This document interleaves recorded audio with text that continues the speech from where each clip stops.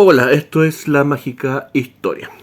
Estamos en una tarde, en una agradable y aburrida tarde otoñal, con una agradable temperatura y, y de Semana Santa. Y como es Semana Santa, adivinen de qué voy a hablar. Exactamente. Entonces, yo pensé y dije, bueno, de entradita te van a criticar porque escoges esta fecha. No, que Semana Santa, que a Jesús nunca lo crucificaron en esta fecha, que Semana Santa es una celebración pagana para coincidir con el cambio de estación y bla, bla, bla, que coincide con otras festividades religiosas judías, paganas, en fin, bla, bla, bla, bla, bla. Me da lo mismo. Me da lo mismo porque esa discusión va a estar todos los años. Eh, Y simplemente la fecha me da la excusa para hablar de este tema que yo, que a mí me interesa, que estuve viendo hace unos, ¿cuántos será? Hace unos 20 años atrás, que me obsesioné un poquito con el asunto. Y, y yo sé que he contado esta cuestión antes, pero otra vez no está de más, sobre todo ahora. Y, y bueno, esto empezó viendo algunas curiosidades del mundo antiguo que me llevaron a plantearme ciertas dudas con respecto a lo que se nos dice del personaje de Jesús. Y buscando, encontré mis respuestas, ¿ok? Que no tienen por qué representar a nadie más, sobre todo hoy día, cuando cada uno tiene su Jesús personal, como dice la canción, ¿cierto?, de Depeche Mode. Y sobre todo hoy en día, cuando se habla de todo acerca del Maestro, ya hay versiones de vida de Jesús para todos los gustos. ¿Ok? Hace un par de días atrás me topé con una nueva versión de la vida de Jesús que decía que Jesús y el apóstol Juan en realidad habrían sido pareja, y no solamente pareja, sino que habrían estado casados. Obvio, si en el mundo de hoy en día tenía que estar la versión LGTB de Jesús. Y no solamente eso, sino que una versión muy gay toda la historia que escuché, que leí. Inventaban ahí todo un cuento de que las bodas de Canaán, en realidad el matrimonio que se estaba casando ahí era el apóstol Juan con María Magdalena. Miren el cagüín que inventaron, gay, una historia de maricones. Y que Jesús, para ayudar a su amigo, habría hecho el milagro este de transformar el agua en vino, y con esto Juan se habría quedado prendado de Jesús y no habría finiquitado su matrimonio con María Magdalena. Esta, despechada, se habría lanzado a la vida fácil y a la prostitución. Y al mismo tiempo habría comenzado a coquetear con Jesús para interponerse en esa relación arcoíris que estaban haciendo entre los dos personajes.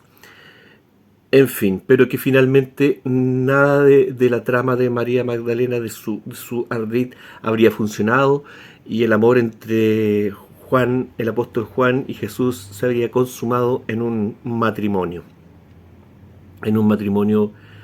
igualitario del tiempo de Cristo. Ok, ¿qué quieren que les diga? Yo no invento ese tipo de cosas. ¿Ah? Pero ese es un ejemplo de que ahora existe un Jesús de bolsillo, digamos, para todos nosotros. Permiso. Qué taza más fea. Sí sé. Yo antes tenía una bonita, pero me la rompió mi señora en mi cabeza. Y por eso quedé así.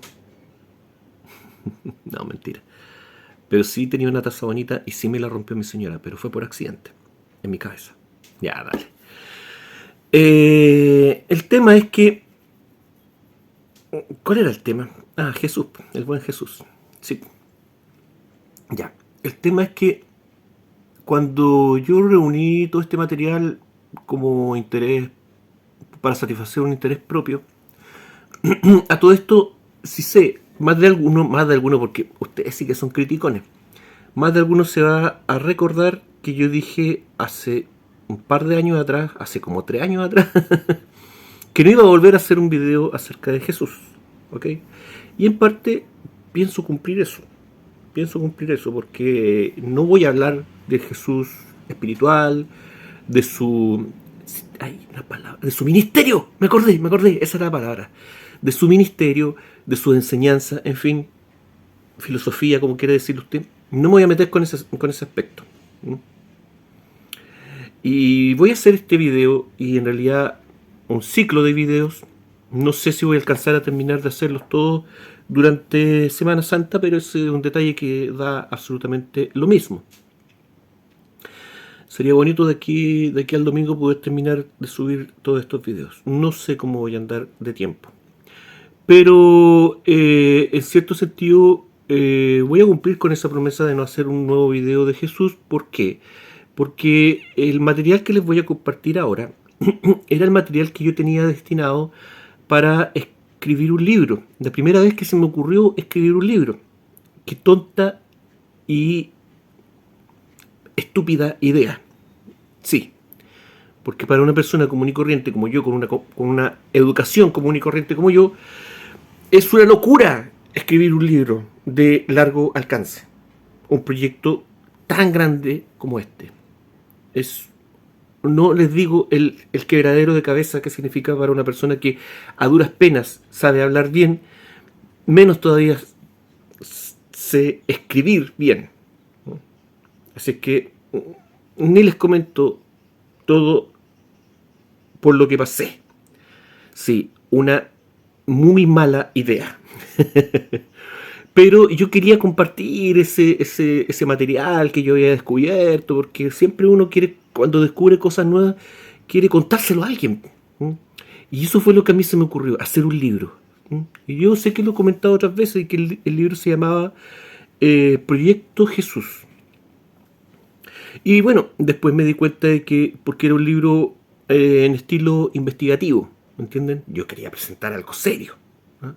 Pero me di cuenta de que no contaba con mi astucia, no contaba con... ¡Oh, que andáis lúdico! En la tarde me tiene así, que está rico, está bacán. No contaba con que hay mucho material ambiguo que no se puede certificar, tener un certificado de autenticidad del 100%. Por lo tanto, simplemente es un tema que si a usted le suena o no le suena. ¿Ok? Entonces, ahí se me ocurrió escribir Pequeño César. ¿Ok? Que fue la versión en novela de lo que yo había estado recopilando con el tema de Jesús. Pero pasó otra cosa. Terminé de escribir Pequeño César y me di cuenta de que jamás iba a tener el proyecto, iba a tener la difusión que yo pensaba que podía tener el proyecto. ¿Ok? Porque yo quería que tuviera más difusión, obviamente. ¿Ah? No tanto por un tema de alarde personal, sino porque me sentía orgulloso del proyecto y siempre he pensado que es un buen proyecto, Pequeño César. Pero me faltan 2 libros más y de verdad no tengo la voluntad, el ánimo ni la paciencia para escribir esos 2 libros. No voy a volver a pasar por ese martirio de nuevo. Fueron 10 años para escribir el primer tomo y la verdad es que no obtuve los resultados que yo quería en cuanto a difusión, como les decía. Entonces, finalmente, después de varios dime y diretes de qué es lo que hago, voy a hacer esto lo más chanta de todas las posibilidades. Voy a compartir con ustedes algo, la parte gruesa del material que junté para escribir el proyecto Jesús. Y espero de que no se malinterprete que hay una mala intención de parte mía. Obviamente algunas cosas van a ofender y molestar a algunas personas. Yo le pido por favor, si usted es una persona religiosa o si usted es una persona no religiosa, en cualquier caso van a haber cosas que no le van a agradar. Simplemente sáltese lo que no le agrade. Sáltese y saque de estos videos lo que a usted le sirva. ¿Ok? Esa es la intención. Nada más. Mi intención no es llevarlo por un camino u otro, porque las conclusiones a las que yo llegué son mías. Son mías y satisfacen mis preguntas con respecto al personaje. ¿Ok? Y otra cosa que me motiva a hacer esto, de poder por fin a lo mejor compartir este asunto, es que una vez que yo terminé de buscar cosas, me aburrí de buscar cosas acerca de Jesús, de encontrar el Jesús tibetano, el Jesús gemelo, el Jesús monárquico, el Jesús esotérico, el Jesús sesenio, en fin. Una vez que ya me aburrí de buscar cosas acerca de él, quedé con una sensación de que no se le ha hecho justicia al personaje. Y no se le ha hecho justicia porque se tergiversan muchas cosas. Al tal punto de que hoy en día lo que tenemos en la cabeza cuando hablamos de Jesús es un personaje de televisión, es un personaje ficticio, absolutamente ficticio, irreal. ¿Okay? Así que ambiciosamente yo pretendo darle un poco de justicia al personaje real. ¿Ok?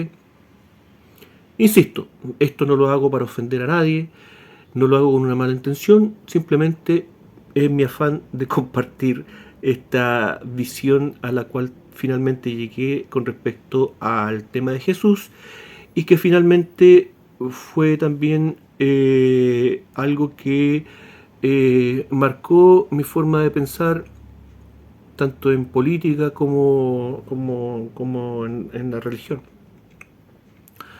Así es que eso, vamos, tengan en cuenta que amablemente voy a compartir esto con usted. No estoy obligado a hacerlo, no pensaba hacerlo, pero por lo menos véalo desde ese punto de vista. Soy una persona que no gana nada con esto, a diferencia de otros personajes que han usufructuado con el personaje de Jesús, dándosela, ya autollamándose cristólogos y cosas por el estilo, han hecho carrera con el nombre de Jesús, qué sé yo.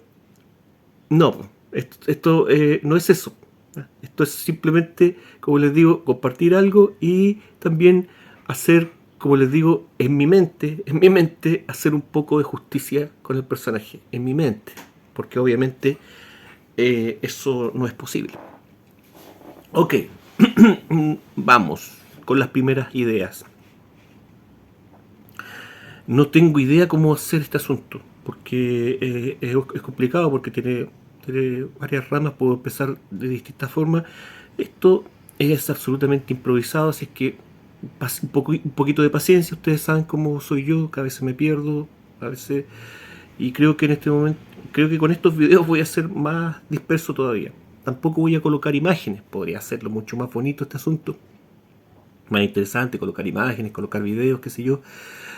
Yo estoy seguro que con lo que voy a compartir con ustedes, History o National Geographic podrían hacer varios documentales bonitos con tipos recorriendo Israel y recreaciones del siglo I, qué sé yo, y te la venden, te cuentan una minucia y te arman todo un documental. En fin, aquí no va a haber nada de imágenes, nada de eso, eso corre por cuenta suya. Incluso la corroboración de las cosas que voy a decir también corre por cuenta suya. Esto es simplemente un amigo hablándole a otro amigo, dándole la lata con respecto a un tema que conoce, y eso, nada más. Así que tómelo como tal. Somos amigos virtuales. Yo no lo conozco a usted, no le he visto la cara, pero así siento a la mayoría de las personas que están en este canal. Ay, mira, qué maravillosa, qué maravillosos sentimientos. Esteban, por favor, qué altruista eres. Vamos, mejor será. Empecemos. Empecemos por ahí, empecemos justamente por eso, por la imagen que tenemos hoy en día acerca de Jesús. Si nombramos a Jesús de Nazaret, inmediatamente todas las personas cristianas tenemos una imagen en la cabeza acerca del personaje. Una imagen que no está descrita de esa manera en los evangelios.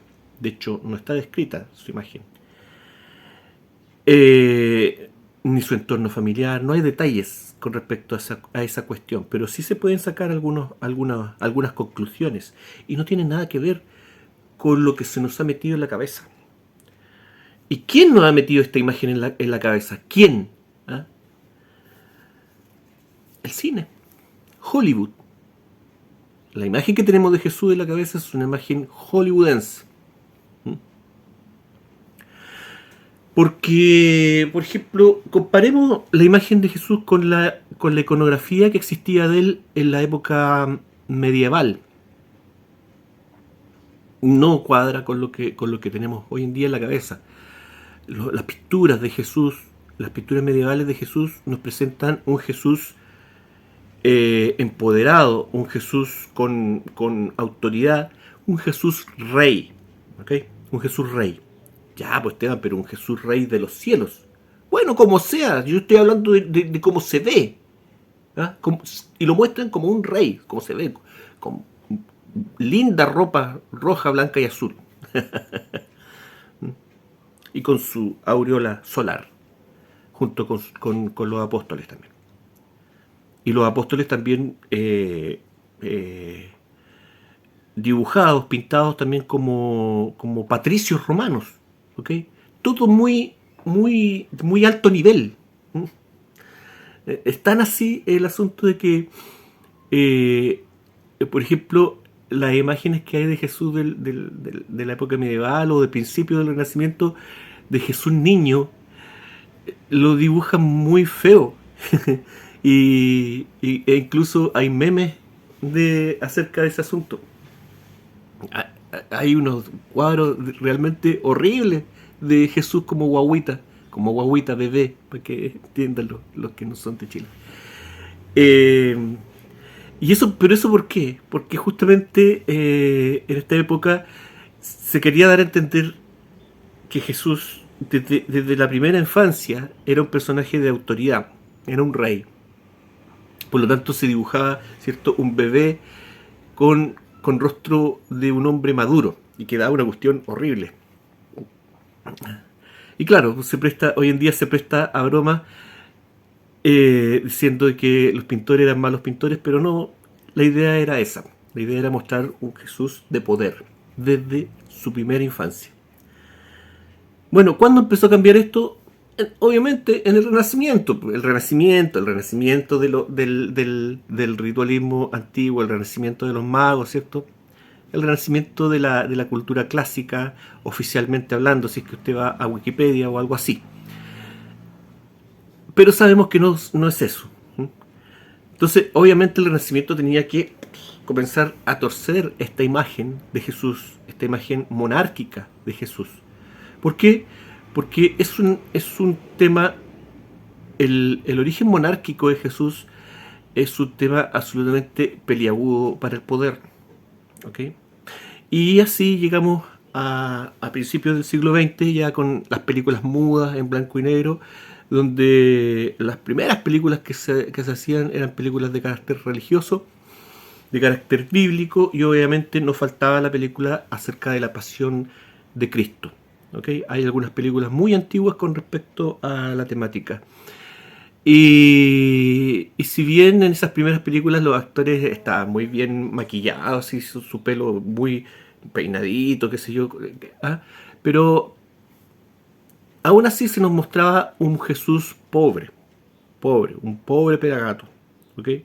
Y a medida que iba avanzando el cine, ¿cierto? La industria del cine, la imagen de Jesús cada vez aparecía más pobre, ¿ok?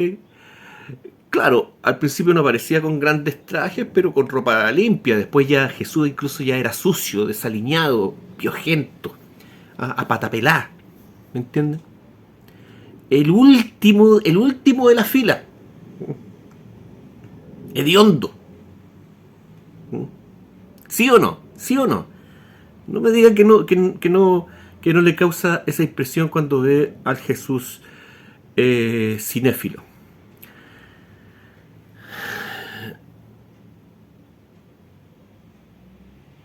Nada más alejado de la realidad. Porque si leemos los evangelios sin, sin tener predispuesta esta imagen en la cabeza, claro, los evangelios no nos presentan cómo era si Jesús vestía Armani o una copia china o ropa china. No nos dicen eso. A pesar de que hay un paisaje donde dan a entender el valor de su ropa, ¿cierto? Cuando está la crucifixión, ¿cierto? Y los romanos se juegan a la suerte la ropa de Jesús. No se habrían jugado a la suerte la ropa de un piojento maloliente. Pero más que eso, los evangelios nos presentan un personaje que hablaba de tú a tú con todas las autoridades de su país. Las autoridades clásicas, digamos, ¿cierto? Y no solamente eso, sino que también las autoridades imperiales del Imperio Romano, ¿cierto? Que se supone que Israel estaba bajo el yugo romano en ese momento. Y vemos ahí un Jesús que se pasea por los lugares más elitistas del país, entra a las casas de la gente que él quiere, lo invitan con mucho respeto, ¿ah? Su gente, la gente que lo conoce, lo trata muy respetuosamente, maestro, rabí, una autoridad. A un piojento no le habrían dicho rabí, habría sido una ofensa para el poder rabínico en ese momento, que era el poder político imperante, poder político religioso imperante. No le habrían dicho rabí. No habría podido hablar de tú a tú con los fariseos. Es como si un vendedor de Super 8 en la calle de repente pasa una comitiva de gobierno y este vendedor de Super 8 empieza a hablar con gente de esa comitiva de tú a tú acerca de cosas de la política y del gobierno y la comitiva se detiene a escucharlo. Eso no ocurre ahora y tampoco ocurría hace 2000 años atrás. ¿Ok? La gente de poder estaba arriba, y ellos no bajaban. Menos por un pelagato que anda predicando en la esquina. Eso no habría llamado la atención de nadie, y menos a un gobernador romano. Un gobernador romano jamás le habría dado importancia a un personaje, a un hijo de un carpintero, andrajoso. Entonces, el cine nos mete un absurdo en la cabeza, nos mete una incongruencia en la cabeza. Y esto ha sido tan constante que finalmente ha ganado y tenemos ese Jesús en la cabeza. Si de hecho a mí me cuesta imaginarme otro tipo de Jesús. Y si a mí me cuesta, obviamente que cualquier persona le cuesta el doble. Pero los magos, que están muy preocupados de mantener la imagen de Jesús en este nivel, no se han contentado con eso, ¿cierto? Y hace algunos años, ¿cierto? También ha comenzado a aparecer la imagen de un Jesús monárquico, ¿no? De un Jesús distante de lo que nos plantea la Iglesia, de un Jesús divino, un Jesús hombre que se casa y tiene una descendencia, y una descendencia que tiene una cierta línea monárquica, una cierta sangre real, por el lado de la esposa de Jesús. Ojo Ojo, que ese detalle, ¿me entienden?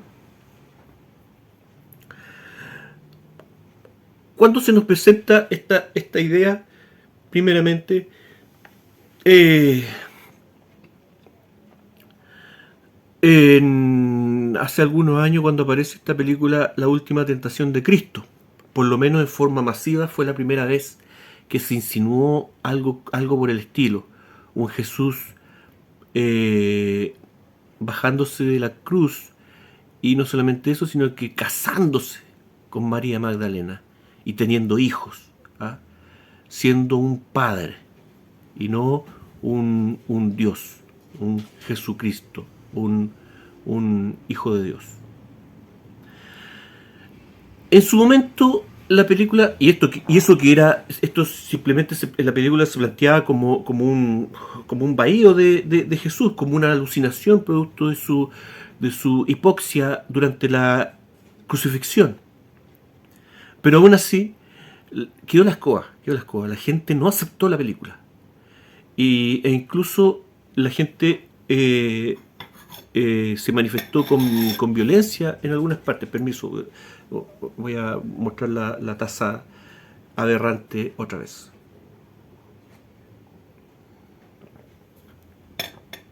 Gracias.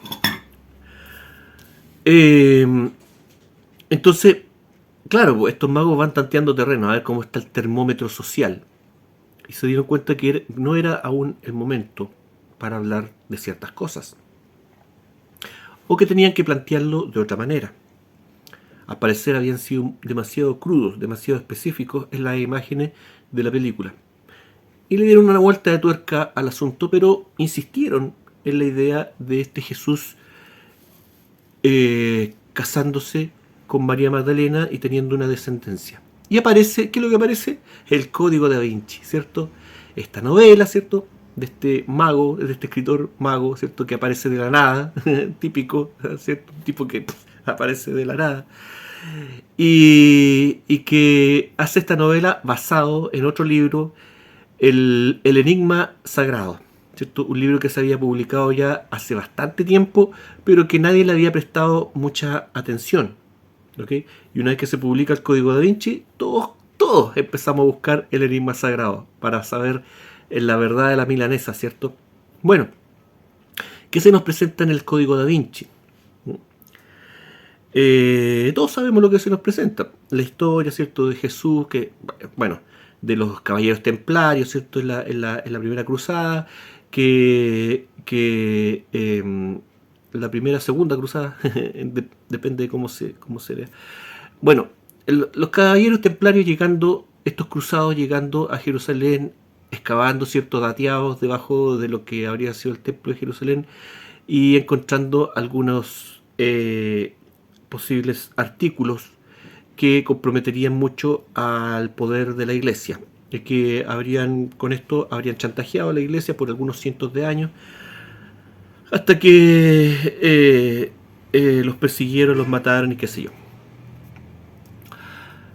Y que lo que habrían encontrado estas personas y siglos después casualmente otro cura, un cura, habría encontrado también vestigios de lo que encontraron estos cruzados, ¿cierto? Escondido en una iglesia. En fin, todo un misterio, toda una cosa, toda una trama que te va envolviendo, ¿cierto? Haciéndote descubrir cosas de a poco, ¿cierto?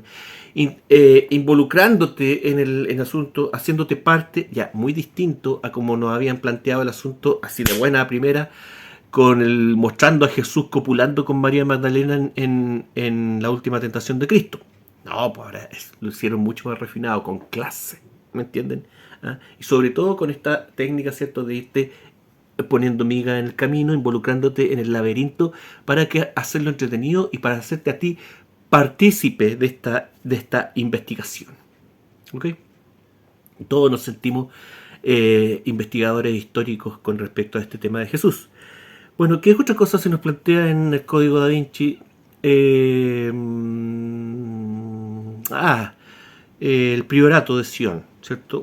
Obviamente tiene que haber una sociedad secreta que se encarga de proteger el linaje de Jesús en la tierra y que obviamente es una sociedad secreta con mucho poder, con muchas conexiones y cuyos integrantes también hay muchos integrantes que han sido personajes famosos e influyentes en la historia reciente del hombre, incluyendo a Leonardo da Vinci, que habría dejado en sus cuadros, en sus obras, sobre todo en el mural de la Última Cena, pistas acerca de esta cuestión, acerca de este amorío entre Jesús y María Magdalena y su posible descendencia y el exilio, el autoexilio de María Magdalena hacia Francia, y que hasta el día de hoy en Francia habrían cierto descendientes de Jesús, este tema de los plantar y toda esta cuestión, en fin, bla bla bla bla bla. Y que esta línea monárquica vendría desde el lado, cierto, de la tribu de Benjamín. Eso es lo que se insinúa en el libro y en la película y en todos lados. Ok, pero aquí la importante, monárquicamente hablando, es María Magdalena en esta versión. De hecho, la película, ¿cierto? Y el libro termina, ¿cierto?, con la tumba de María Magdalena, ¿cierto?, como un símbolo de adoración al poder femenino, al poder monárquico, real, divino, femenino. Y así también los magos aprovechan de recuperar y hacer justicia con la imagen de la diosa. ¿Ok? Ya. Ok. Ok. Ahora, yo le pido a usted que hagamos un ejercicio. En este libro y en esta película se nos plantea de que si esta verdad sale a la luz, todo el poder de la Iglesia Católica se vendría abajo. Y nos plantean que posiblemente los descendientes de Jesús, ¿cierto?, serían algo así como super reyes. Reyes de Francia, por lo menos. ¿Eh? Y seguramente después, por otras conexiones, también reyes de Inglaterra, qué sé yo. En serio. En serio. Pensemos un poquito. Porque aquí lo que nos están planteando, monárquicamente hablando, es que los descendientes de Jesús tienen un poder monárquico no por Jesús, sino por María Magdalena. Y en ese sentido, los descendientes de Jesús, con suerte, con cuea, en buen chileno, podrían aspirar a lo mejor a una porción de terreno en Israel, con suerte, porque tendrían que disputarse el título de rey de Israel con otros candidatos. Y seguramente un descendiente de Jesús no sería el mejor candidato para rey de Israel, menos todavía para un rey mundial o un poco más de peso. ¿Me entiende? ¿Me sigue? ¿Quién es Jesús para los judíos? Nadie. ¿Quién es María Magdalena para los judíos, monárquicamente hablando? Nadie. Y esa es la verdad del asunto. Que toda esta historia, este asunto, da lo mismo si es verdad o no. No es esa la discusión. Lo importante aquí es que, aunque sea verdad, este asunto nos lleva a un camino sin salida, sin luz. No tiene mayor trascendencia. No se va a caer la Iglesia Católica con la descendencia de Jesús y María Magdalena, visto desde este punto de vista. ¿Ok?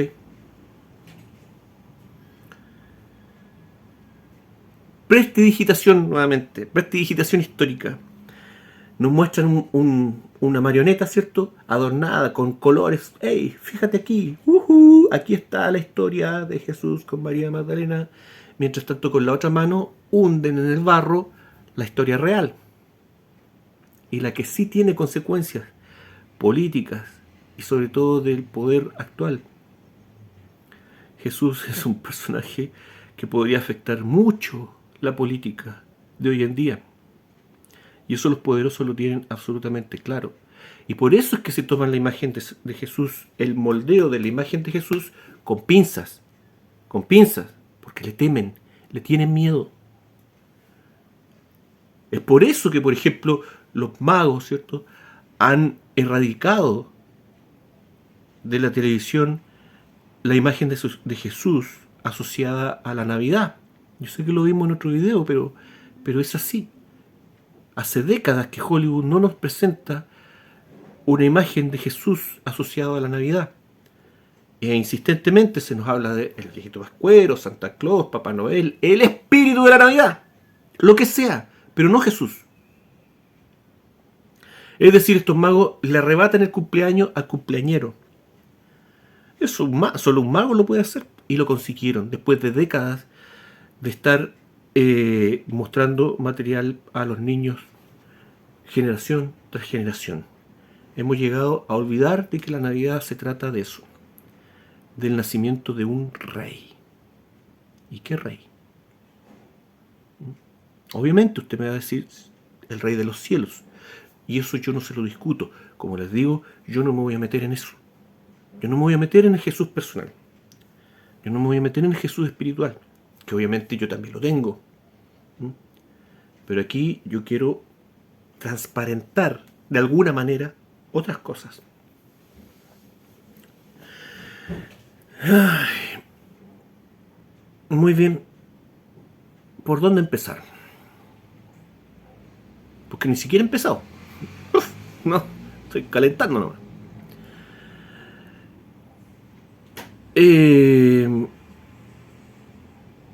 Ya. Hablemos de los reyes. El pueblo de Israel, cuando comienza la saga de llegar a la tierra prometida, apoderarse de esta tierra por mandato divino, erradicar a los pueblos que vivían allí y asentarse como los legítimos herederos de esa tierra,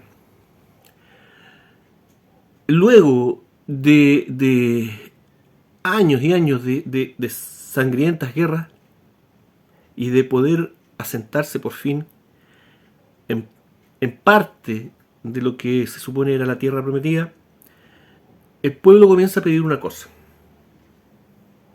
queremos rey, queremos rey, le queremos rey, le queremos rey. ¿Y eso lo pidieron los judíos por hinchapelotas que eran? No, lo pidieron por mandato divino. Porque en la Biblia estaba, en la Biblia hebrea, estaba el mandato de Dios que decía que el pueblo tenía que exigir un rey.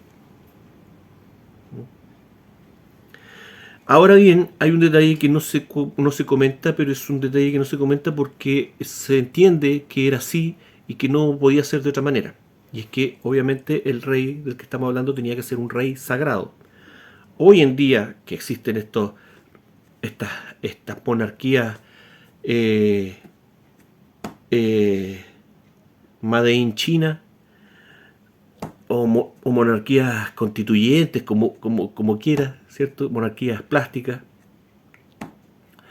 Es necesario aclarar una cosa de la otra.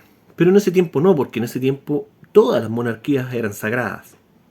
Así que se entiende y por eso no se agrega que los judíos estaban pidiendo un rey sagrado. No, pues era redundancia. Un rey. Se entiende que era un rey sagrado. Ahora bien,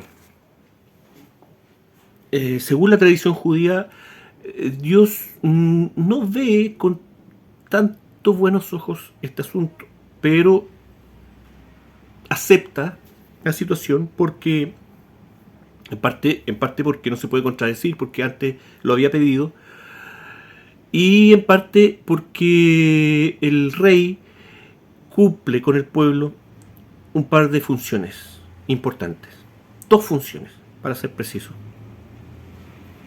y que son necesarias para Dios. Pero Dios está así no muy bien convencido, porque a la fecha, con todo lo que había ocurrido, con los desaires que le había hecho el pueblo de Israel, Dios no estaba muy orgulloso de aquel pueblo. Por lo tanto, no estaba convencido al 100% de que era una buena idea nombrar un rey en ese momento. Pero finalmente da su venia. Ahora, ¿cómo se crea un rey?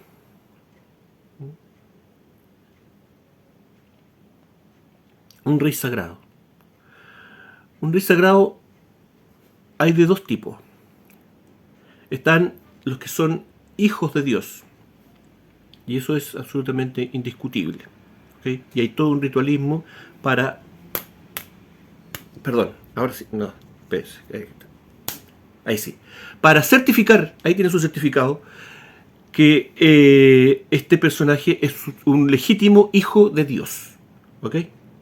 No vamos a hablar de eso ahora, porque es un tanto largo y engorroso. Y la otra forma es que no necesariamente el personaje sea un hijo de Dios directo, pero sí cuente con la gracia de Dios. ¿Ok? Es decir, con alguna venia de Dios. Certificada también. Ahí está, el certificado de que este personaje cuenta con la gracia divina. ¿Ok? ¿Quién entrega este certificado? Esta certificación. Los sacerdotes. Los sacerdotes. Y aquí viene un asunto. Porque cuando hablamos de sacerdote, nosotros nos imaginamos, tenemos en la cabeza una persona que educa a la gente con respecto a cosas religiosas. Un sacerdote para nosotros es una persona que está cercano al pueblo, ¿cierto? Claro, tiene un problema, ¿cierto? Interno, una crisis existencial, ¿cierto? Y tú tienes una comunidad religiosa, ¿a quién te acercas? Al sacerdote, pues el sacerdote está para eso. No. Nunca los sacerdotes han estado para eso. Nunca los sacerdotes han estado para relacionarse con el pueblo. Los sacerdotes están para custodiar el ritualismo que une la tierra con el cielo. Es decir, al hombre o a ciertos hombres con la divinidad. Y todo lo que implica eso. Artefactos, lugares, ritualismos, oraciones, cantos, invocaciones, lo que sea que sea necesario para cumplir con el mandato de tener una conexión con el cielo, con el más allá, con lo celestial, con lo divino. Esa es la función de un sacerdote. La función de un sacerdote no es encaminar al pueblo moral y religiosamente. Muy bien.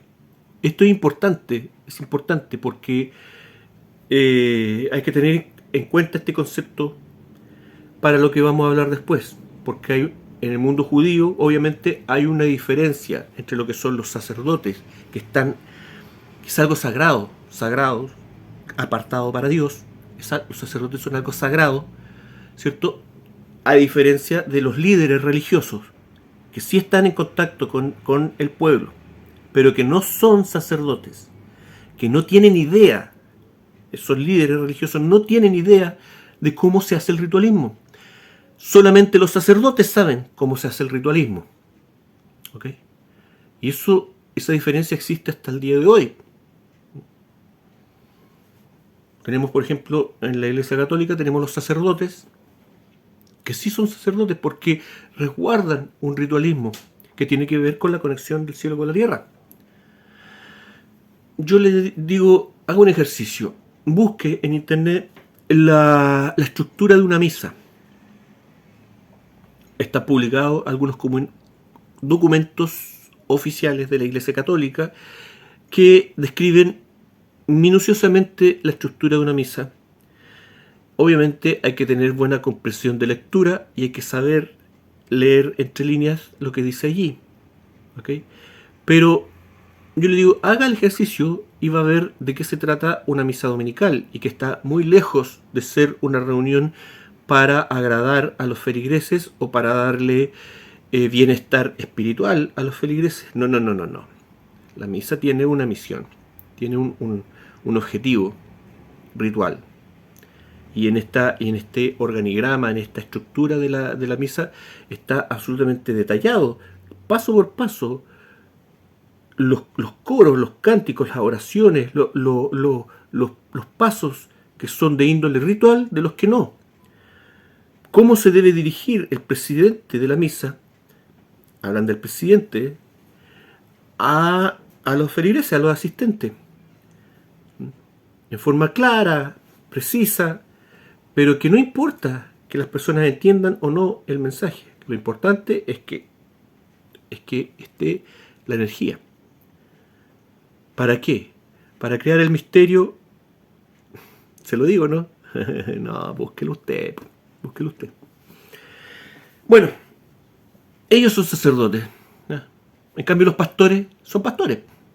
¿El pastor evangélico es un sacerdote? No, pues. Es un guía espiritual. Es un pastor que está cercano a la gente. ¿Entiendes? Pero no es un sacerdote. Tal vez los altos mandos de la iglesia evangélica sean sacerdotes.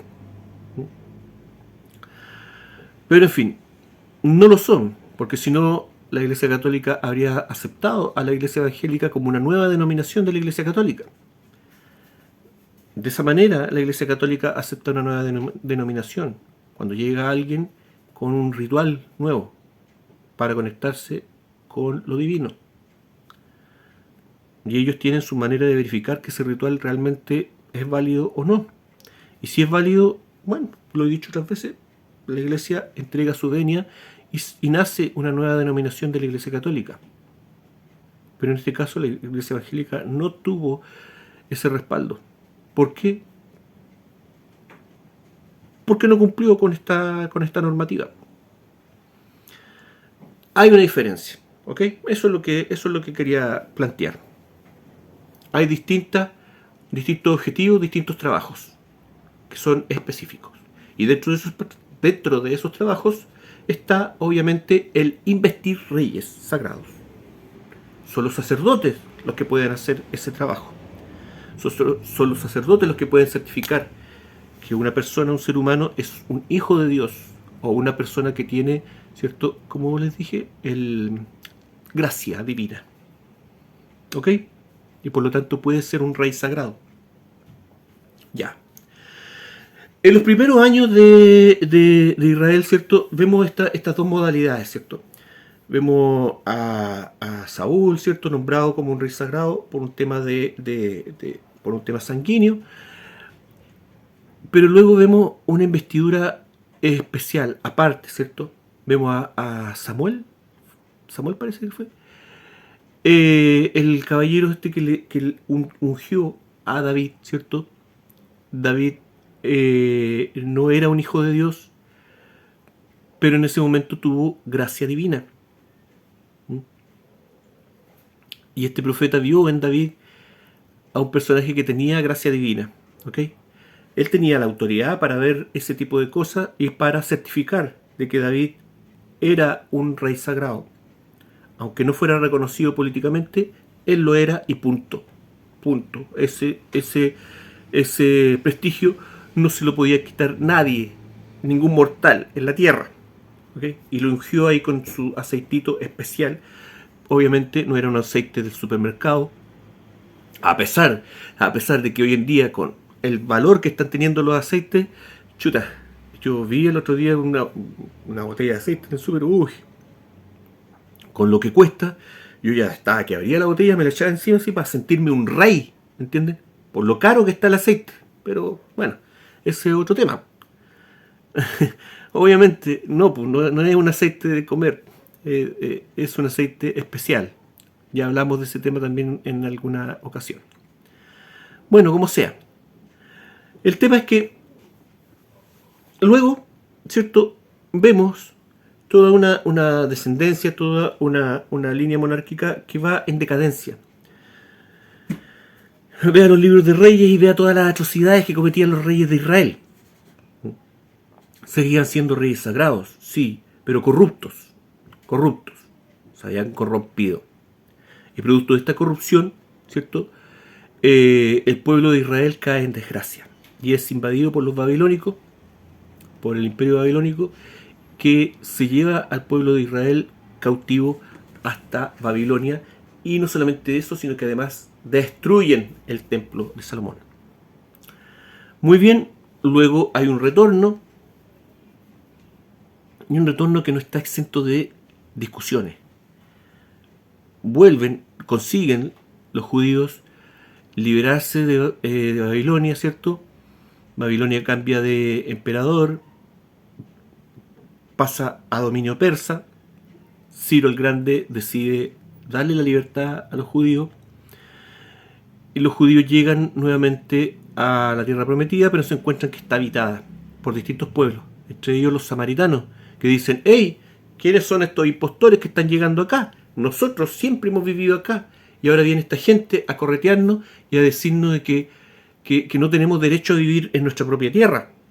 ¿Les suena? Sí, un panorama muy similar a lo que está ocurriendo hoy en día, con distintos tintes.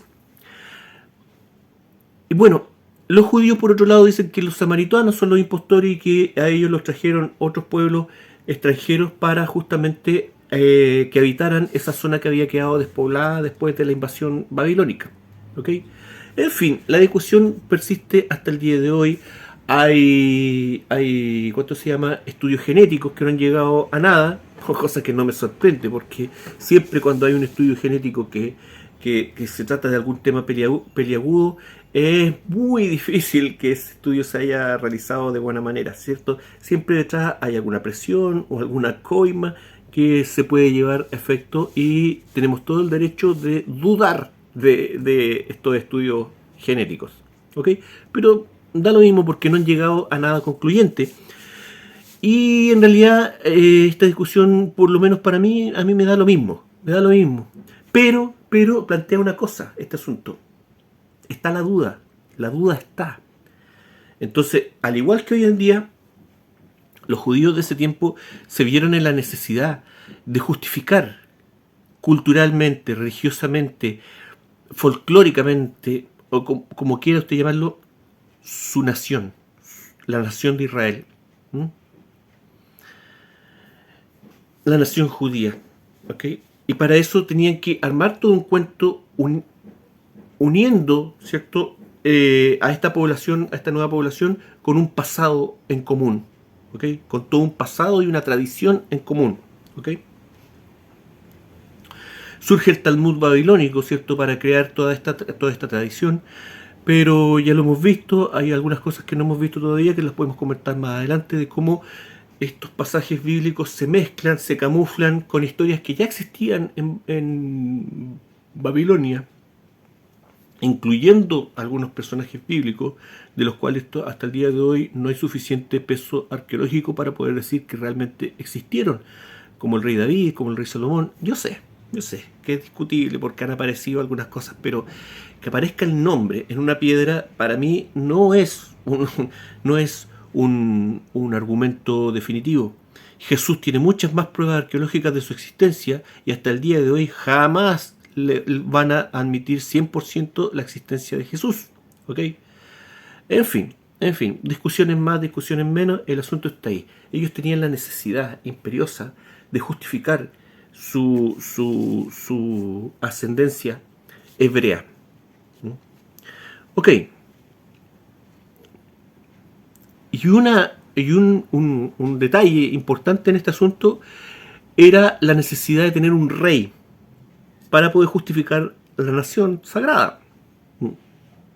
Pero, Houston, tenemos un problema. No se puede. No podemos ungir un nuevo rey. ¿Por qué? Bueno, se supone que los sacerdotes estaban, los Cohen estaban, los Kohanim, pero el templo estaba destruido, había que reconstruirlo, y aún así, reconstruyendo el templo, los implementos del templo no estaban. Estaba el lugar sagrado, pero no estaban los implementos necesarios para poder realizar todo el ritualismo que se necesita para poder investir a un rey sagrado. No se puede. No, si no se puede. Ya, pero es que vamos a reconstruir el templo. Si no se puede, hombre. Pero es que le hacemos una copia hacemos otro hornito, hacemos otro adorno, la figurita, otro candelabro, lo que ustedes quieran. Le ponemos otras cortinitas, en fin. Está bien, si algunas cosas se pueden reemplazar, se pueden hacer de nuevo, pero no todas, porque hay otras que son de carácter sagrado. no se pueden replicar, son de carácter divino, hay objetos de carácter divino, como el Arca de la Alianza. Y se enfrentan a una problemática muy similar nuevamente, muy similar a la de hoy día, cuando en Israel se quiere levantar, ¿cierto?, este tercer templo, y han pensado en absolutamente todo, pero menos en este pequeño detalle de que existen algunos objetos rituales sagrados que no se pueden reemplazar y que necesariamente necesitan los originales que no tienen. ¿Ok? Bueno, la gente de antes parece que era más honesta que la gente de hoy en día, porque hoy en día le están echando para adelante nomás con el proyecto, haciendo imitaciones de todos estos artículos. Antes la gente antigua dijeron, no, podemos levantar el templo de Salomón nuevamente, hacer una recreación, pero no podemos cumplir con todo el ritualismo que aquí Dios nos pide. Por lo tanto, se quedaron sin rey. No había posibilidad de tener un rey. ¿Qué hicieron entonces?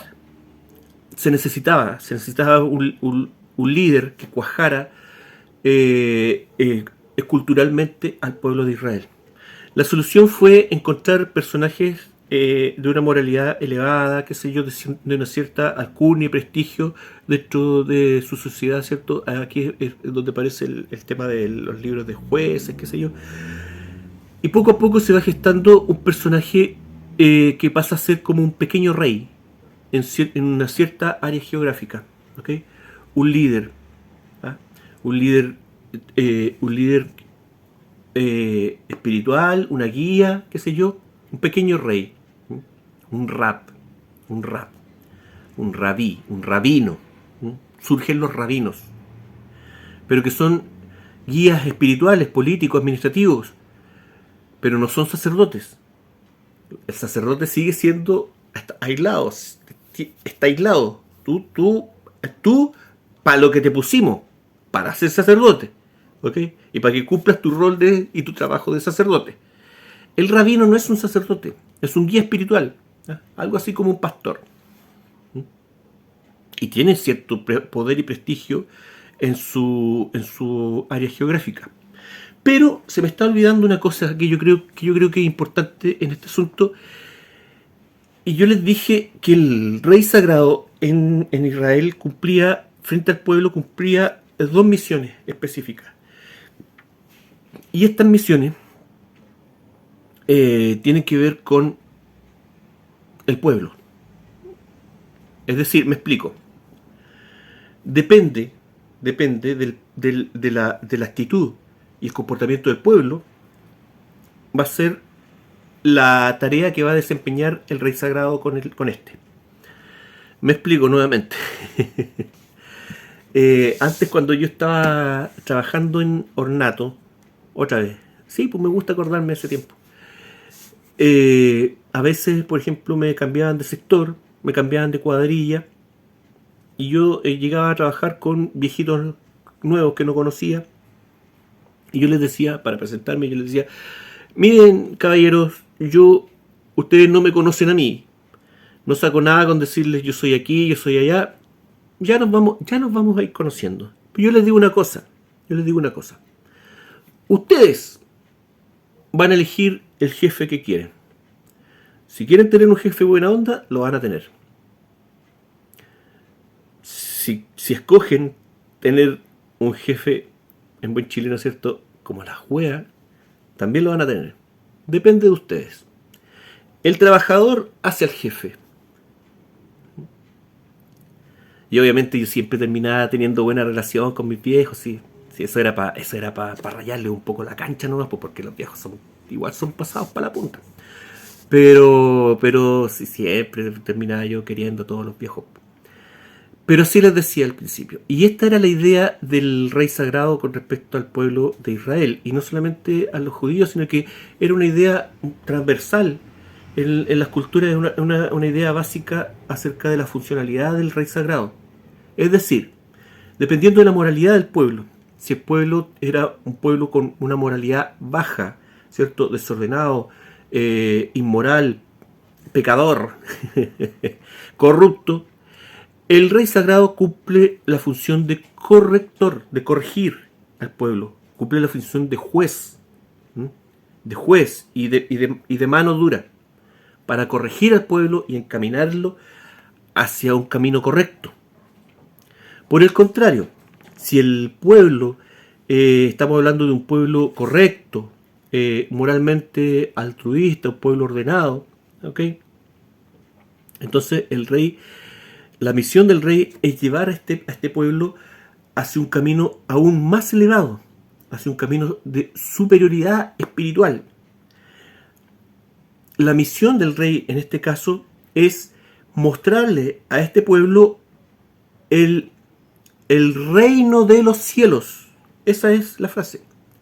El rey sagrado que reina sobre un pueblo correcto tiene la misión de mostrarle a ese pueblo el reino de los cielos. ¿Ok? ¿Le suena? Por supuesto, la misión que estaba cumpliendo Jesús en su tiempo. Mostrarle a su pueblo el reino de los cielos. ¿Por qué? Porque Jesús era un rey sagrado. Y cumplía con este rol. Porque no lo podía cumplir un pelagato cualquiera, tenía que cumplirlo un rey sagrado. Y él tenía toda la autoridad para hacerlo. ¿Ok? Ya vamos encaminándonos con empezando a ver algunas perspectivas con respecto a este asunto. Y estoy viendo la hora y lo vamos a dejar hasta aquí porque para que no se vuelva cansador para todos ustedes. Pero voy a meter la cuña para que se hagan una idea de lo que viene. En Israel, en la historia de Israel, ¿cierto? Está en la Biblia hebrea, así con detalles más, detalles menos. Los escritores hicieron lo mejor posible, ¿cierto? Pero son escritos muy honestos, muy honestos. A lo bueno lo muestran bueno, a lo malo lo muestran malo. Muestran lo bueno y lo malo de los personajes históricos que aparecen en la Biblia. Bueno, resulta que hay un periodo de tiempo que fue eliminado de la Biblia hebrea. Y no solamente de la Biblia hebrea, también fue eliminado de la historia de Israel. ¿Ok? Y curiosamente, es un periodo de tiempo en donde Israel tuvo más esplendor que nunca. Tuvo mejor niveles económicos que nunca. Tuvieron independencia política y administrativa, algo que no se había dado en Israel hacía cientos de años. Fue, creo, el único periodo de tiempo del Israel bíblico en donde se dio esta situación. Y no solamente eso, sino que Israel en ese periodo expandió sus fronteras hasta llegar a ser geográficamente el Israel más grande de la historia.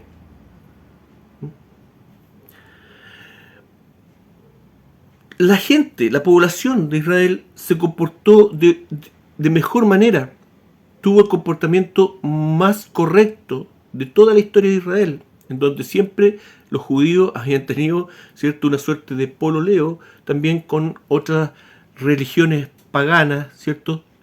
Y siempre había sido un pueblo un tanto desleal con su Dios.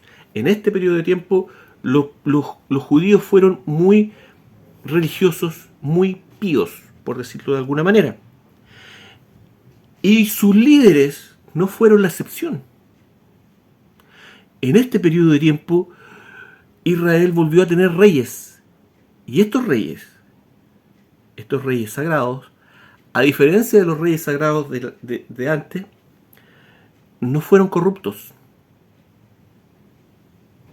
Pero aún así, los libros que hablan de este periodo de tiempo fueron ordenados hacerlos desaparecer por el poder rabínico de su tiempo. Y no solamente eso, sino que de quemarlos hasta que no quedara ninguna copia. Por eso es que de estos libros no queda ningún original y solo quedan traducciones de estos libros. Y gracias a eso se puede tener una idea de este periodo de tiempo, más un par de historiadores por ahí que también mencionan este periodo de tiempo, incluyendo a Flavio Josefo. ¿Ok? En Israel, la actividad arqueológica es muy importante. La actividad arqueológica en Israel no se lo toman a la ligera.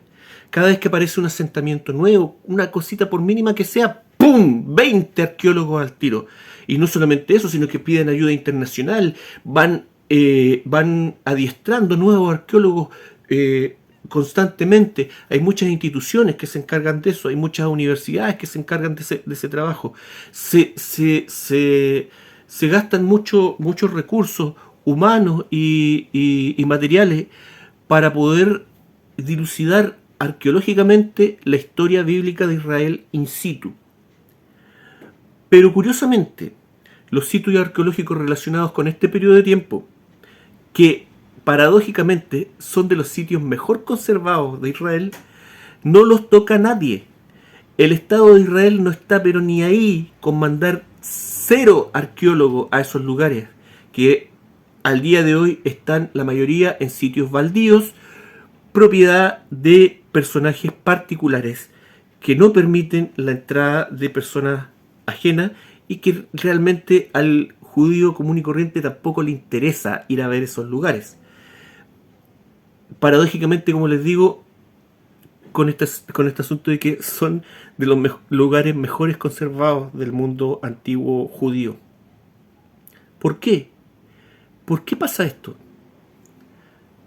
¿Por qué? Si a pesar de que esta historia comienza con la celebración más grande del pueblo judío, ¿cierto? Su celebración de Hanukkah, ¿cierto? Su reinauguración del templo, y con esto un simbolismo de su libertad como nación. ¿Por qué, si este periodo de tiempo comienza con algo tan importante, tan bonito para el pueblo judío, el resto de este periodo... No. Oye, pero ¿qué sabes tú de la... Así más o menos. Oye, mira, ¿sabes qué me pilló? Así más o menos.